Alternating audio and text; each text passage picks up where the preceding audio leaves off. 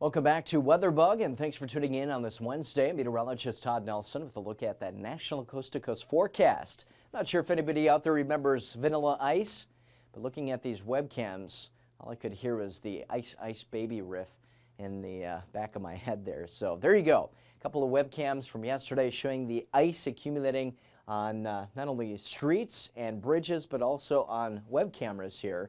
And things are still going to be a little bit slippery from the lower Mississippi Valley all the way up into the northeast here today, so do take it easy. This is just on the back side of this front, which is helping to cool things off just a little bit more, but still holding on to some mild stuff and mild readings off to your south and east. 31 in Chicago, 30 in the Twin Cities, warming up dramatically from what we had this weekend. Another surge of this Arctic air is going to be sagging south of the international border. Look at these numbers, 20s and 30s, even close to 40s below zero. Those are daytime highs. So warming up just a little bit more to the far north for now, but that'll be dramatically colder as we head into next week. Still temperatures, though, to the far south, southwest are colder than average. Those temperatures are beginning to moderate a little bit, but still cold. And we continue our freeze warnings and freeze watches here down to the far south yet today.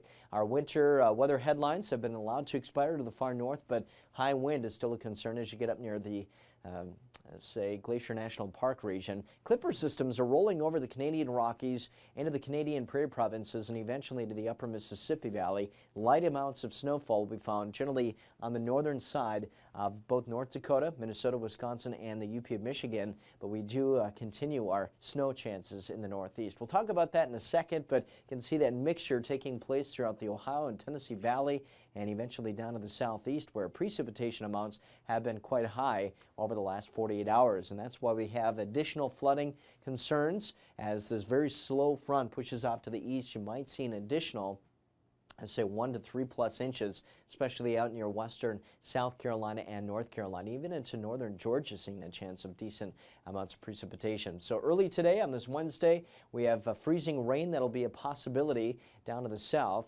Also into Tennessee, Kentucky, and back up to the northeast just a little bit, still seeing that icing potential. But once you get up into the far north and also the Appalachians, looking at snow, which could be accumulating to maybe a few inches through Thursday in the Appalachians, and also a few inches as you get up to the north and east. But several clipper systems will give way to several inches of snow to the far north into the coming days. And our future cast out west is actually going to be much quieter now. We should end the month a little bit above average temperatures after starting off quite chilly. And we're getting ready for that secondary batch of Arctic air sagging south of the international border by early next week. Atlanta down to 57 today and 45 in Omaha.